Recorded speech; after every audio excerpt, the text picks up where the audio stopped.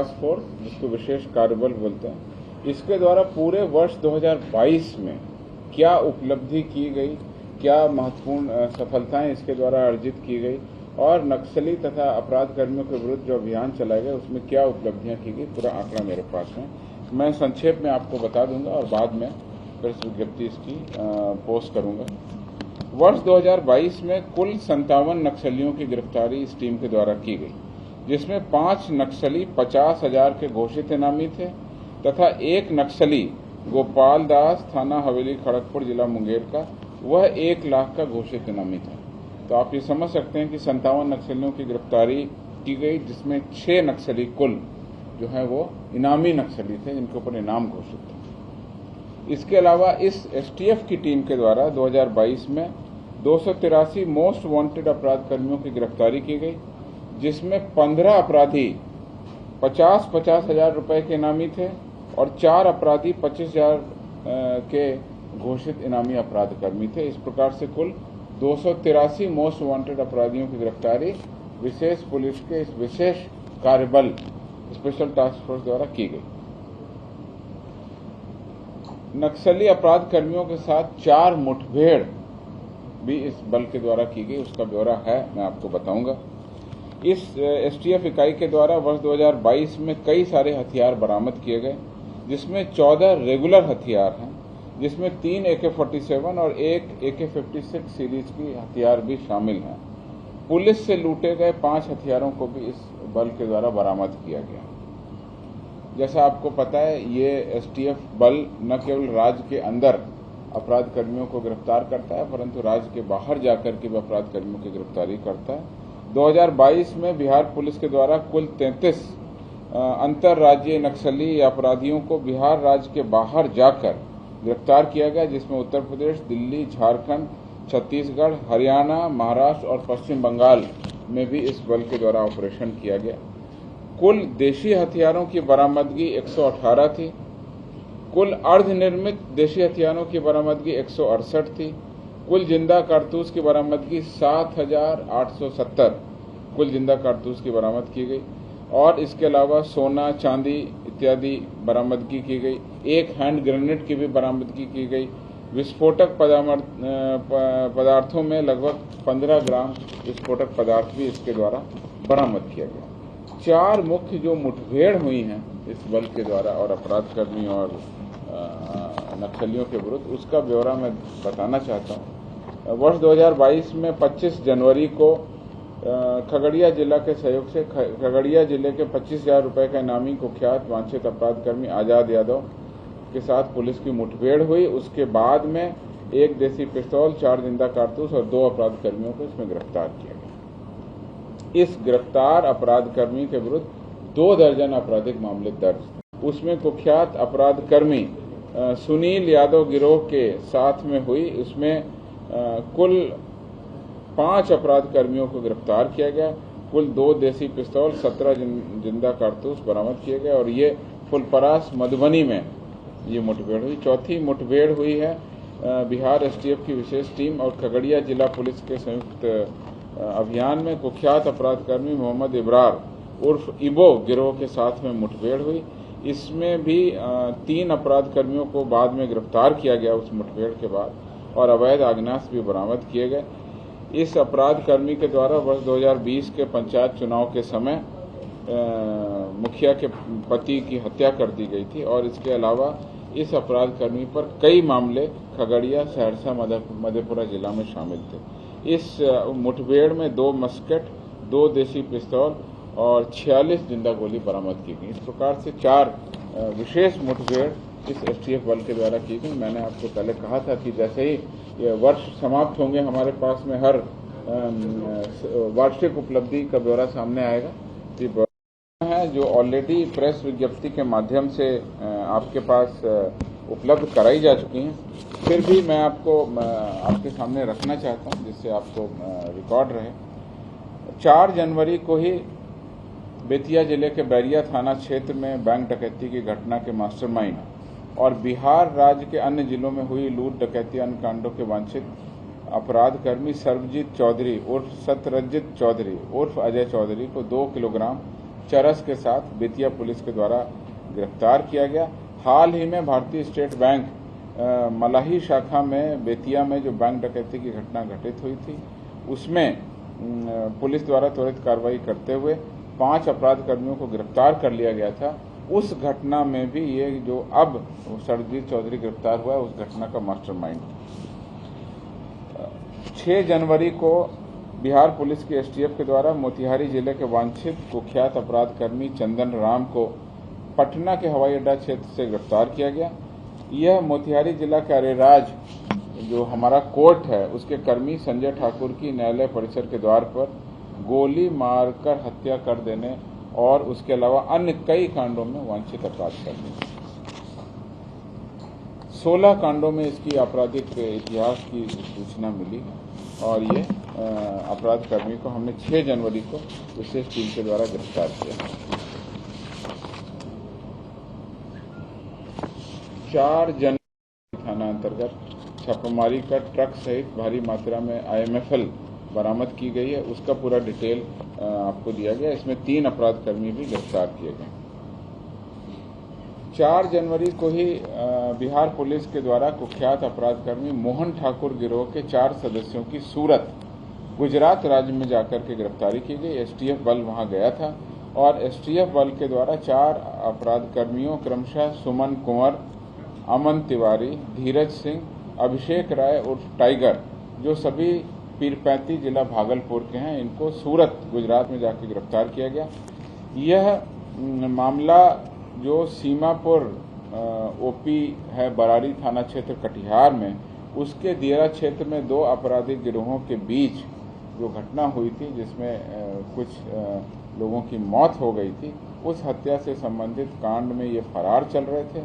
और जैसे ही पुलिस को पता चला, एसटीएफ को और विशेष टीम को, कि गुजरात राज्य के सूरत जिले के स्थान पर छिपे हुए हैं, एक टीम वहां प्रस्थान की और उनके द्वारा विशेष टीम के द्वारा 4 जनवरी को इनको गिरफ्तार किया गया और आगे की कार्रवाई की जा रही है। ये अपराध कर्मी पीरपैंती थाना के लगभग 11 कांडों में, कटिहार जिला के 7 कांडों में और मनिहारी जिला के भी 1 कांड में आरोपित और वांछित रहे। इस प्रकार से इस पूरे हत्याकांड का उद्भेदन हुआ है। इस संबंध में मैं आपको ये भी जानकारी देता हूं कि इस कांड का अब अग्रतर अनुसंधान अपराध अनुसंधान विभाग द्वारा किया जाएगा, ऐसा निर्णय लिया गया। 5 जनवरी को कुख्यात अपराध कर्मी इंदल महतो, पेशर योगेंद्र महतो को सीतामढ़ी जिले के कारगिल चौक से छापेमारी कर गिरफ्तार कर लिया गया। इस अपराध कर्मी के द्वारा वर्ष 2018 में रीगा चीनी मिल के श्रमिक संघ के नेता ओम प्रकाश कुमार की हत्या कर दी गई थी। इसके विरुद्ध सीतामढ़ी जिले में हत्या, डकैती, आर्म्स एक्ट तथा अन्य कई गंभीर धाराओं में कांड अंकित हैं। यह रीगा थाना के 6 कांडों में, मेजरगंज थाना के 1 कांड में वांछित और फरारी रहा है।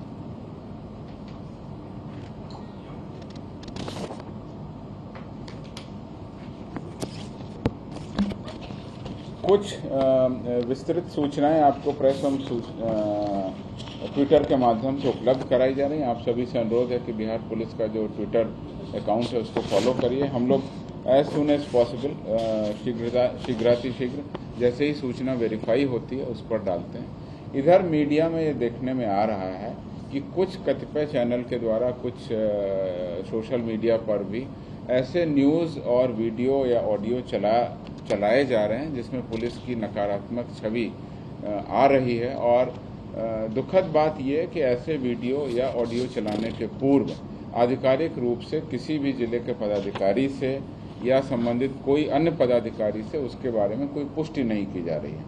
आपसे अनुरोध है, उन सभी का खंडन हम कर रहे हैं। जैसे बेगूसराय में एक न्यूज़ चली, फिर उसके बाद में बेतिया में न्यूज़ चलाई गई। आप लोगों से रिक्वेस्ट है कि कोई भी इस तरह का ऑडियो वीडियो प्राप्त होता है तो पुलिस विभाग से, अगर वो संबंधित है तो पुलिस विभाग से संबंधित पदाधिकारियों से, जिले में पुलिस अधीक्षक महत्वपूर्ण पद पर रहते हैं उनसे, या रेंज के आईजी डीआईजी से संपर्क कर उनका पक्ष जरूर जान लें। कई बार अधूरे सूचनाओं पर या किसी और के द्वारा कोई वीडियो उपलब्ध करा दिया गया, उसके महज आधार पर कोई न्यूज़ बना देना यह उचित नहीं प्रतीत होता। हम लोग लगातार 2 वीडियो इधर इस नए साल में प्रकाश में आए हैं। आप लोगों से रिक्वेस्ट है कि आधिकारिक रूप से पुष्टि होने के बाद व्यू समझ के आपको जो न्यूज़ बनाना है, लेकिन आधिकारिक रूप से जो पुलिस का पक्ष है या किसी भी विभाग का जो पक्ष है उसको सामने रखें। इतना ही मेरा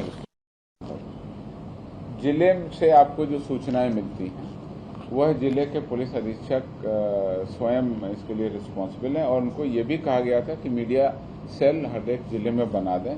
इधर अगर कहीं पर कोई विलंब हुआ है या कोई दिक्कत आई है, कई पुलिस अधीक्षकों का स्थानांतरण हुआ है, रेंज में बहुत सारे नए पदाधिकारी आ गए, मैं 2 दिनों का समय देता हूं और आप लोगों के माध्यम से उनसे भी अनुरोध कर रहा हूं, आधिकारिक रूप से भी उनसे ये भेजा गया कि अगले 2-3 दिनों के अंदर में ही अपना 24 घंटे कार्यरत मीडिया सेल रखें और एक नंबर जारी कर दें, जिससे आप लोगों को कोई भी दिक्कत नहीं हो। वैसे पुलिस अधीक्षक उपलब्ध रहते हैं, उनके यहाँ फ़ोन करके चलाने के पहले एक बार जरूर पर्ची ले लें। देखिए, जिस दिन ये घटना घटित हुई और हम लोगों को जानकारी प्राप्त हुई, पंजाब के बाबा बंदा Singh Bahadur BBSB engineering college के हॉस्टल में बिहार के छात्रों और स्थानीय लोगों के बीच में कुछ झड़प हुई। उसमें कुछ छात्रों के घायल होने की सूचना मिली। यहाँ से वरीय पदाधिकारियों के द्वारा वहाँ के वरीय पदाधिकारियों से बात की गई तो पता चला कि पुलिस अधीक्षक और वहाँ के डिस्ट्रिक्ट कलेक्टर वहाँ पहुँचे हुए थे। छात्रों से बात की गई है, उनके इलाज का इंतजाम किया गया है। 2 छात्रों के घायल होने की सूचना थी, वो वहाँ इलाजरत हैं। स्थिति पूर्णतः शांतिपूर्ण और निगरानी में है। अभी कोई दिक्कत वहाँ प्रकाश में नहीं आई है। हम लोगों ने एक हेल्पलाइन नंबर भी जारी किया था, उस पर भी इस तरह की कोई सूचना प्रकाश में नहीं आई। लेकिन छात्रों के सर कुछ लोगों का कहना है कि छात्र वहाँ से पलायन कर रहे हैं सर। ऐसी कोई सूचना नहीं है और हम लोगों के कंट्रोल रूम में भी ऐसी कोई सूचना नहीं है। स्थानीय प्रशासन पंजाब के जो फतेहगढ़ साहिब का इलाका है, वहाँ पे वो लोग टच में है। पूरा कॉलेज प्रशासन, पुलिस प्रशासन और लोकल प्रशासन तीनों वहाँ पे हैं। कोई स्थिति शांतिपूर्ण और ठीक बताई जा रही है। किशनगंज में देखिए, जो आपको जानकारी है उसके बारे में ऑलरेडी हमने ट्विटर पर बता दिया है और उसकी विस्तृत सूचना भी आपको उपलब्ध करा दी गई है। बंगाल बॉर्डर से, बिहार बॉर्डर से 1.5 से 2 किलोमीटर के अंतर ये घटना घटित हुई थी 3 जनवरी को, और इसकी सूचना रेलवे प्रशासन के द्वारा ही दी गई कि इस तरह की घटना हुई है। उनके द्वारा कुछ डॉक्यूमेंट्स भी उपलब्ध कराए गए और ये सूचना रेलवे प्रशासन के द्वारा 5 जनवरी को दी गई। चूंकि आउटर सिग्नल के बाहर था, इसलिए वो रेल पुलिस में कांड दर्ज नहीं करके किशनगंज जिला पुलिस में ये कांड दर्ज किया गया। पोठिया थाना में कांड संख्या 2/23 दिनांक 5 जनवरी 23। इसमें रेलवे अधिनियम 1989 के अंतर्गत उचित धाराओं में प्राथमिकी दर्ज की गई। पूरे घटनाक्रम का उद्भेदन किया गया, लोकेट किया गया और पता लगाया गया। इसमें 3 जुवेनाइल ऑफेंडर्स हैं जिनकी उम्र 13, 14 और 15 वर्ष की है।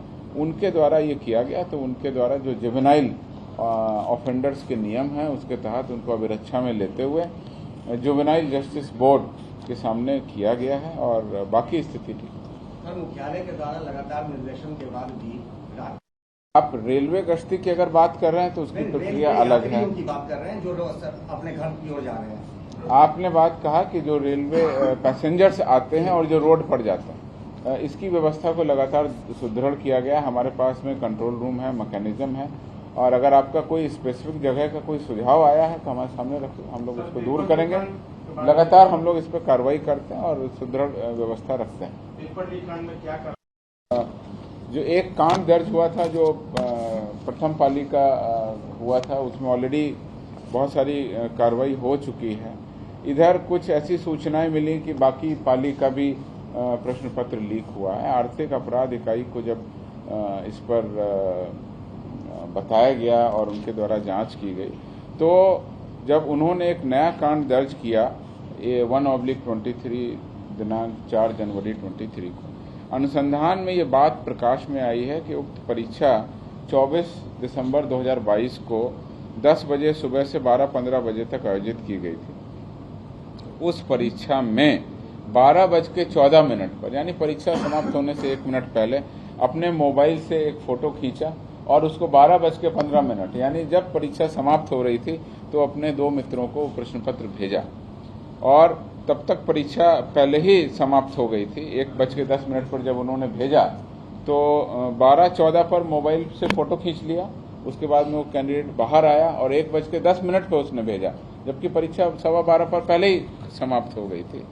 और इसमें हम लोगों ने ऐसा पाया है आर्थिक अपराध अनुसंधान इकाई ने कि गलत उद्देश्य से परीक्षा में व्यवधान उत्पन्न किया गया, गलत उद्देश्य से वो इलेक्ट्रॉनिक उपकरण को परीक्षा में ले गए, चोरी करते हुए, दुरुपयोग करते हुए उसका प्रश्न पत्र का फोटो खींचकर वायरल किया गया।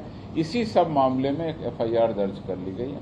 ऐसा लगता है कि साजिशन ये परीक्षा को दूषित करने और एक गलत माहौल बनाने का उद्देश्य भी हो सकता है, परंतु इसमें षड्यंत्र की धारा लगी हुई है। आर्थिक अपराध इकाई अभी इसकी जांच कर रही है और बहुत ही वैज्ञानिक तरीके से तकनीकी अनुसंधान इसमें हो रहा है और आगे की कार्रवाई इसमें की जाएगी।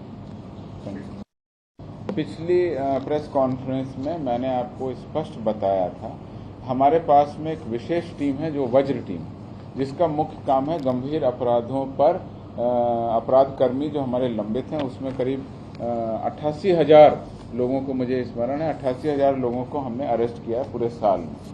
उसमें 4-5 मेन अपराध हैं जिनको हम लोग ट्रैक करते हैं, जिन पर हम लोग कार्रवाई करते हैं। पहला है उसमें हत्या, दूसरा हत्या का प्रयास और अन्य गंभीर अपराध, और उसमें अनुसूचित जाति जनजाति के अपराध और साथ ही साथ पुलिस पर हमला के अपराध। ऐसे बहुत सारे अपराध कर्मियों को हमने 2022 में पकड़ा है। वो पूरा डिटेल हमारे पहले की प्रेस नोट में दिया हुआ है, आप देख लीजिए। ऐसा कोई आंकड़ा नहीं है और कहीं भी कोई घटना होती है तो अपराध कर्मियों को चिन्हित कर हम कार्रवाई करते हैं। सवाल ये है कि पुलिस पे हमले क्यों हो रहे हैं सर ज्यादा? क्या पुलिस का जो मनोबल है या यूं कहें पुलिस पे से लोगों का जो भरोसा है वो खत्म हो रहा है? ये सामाजिक प्रश्न है।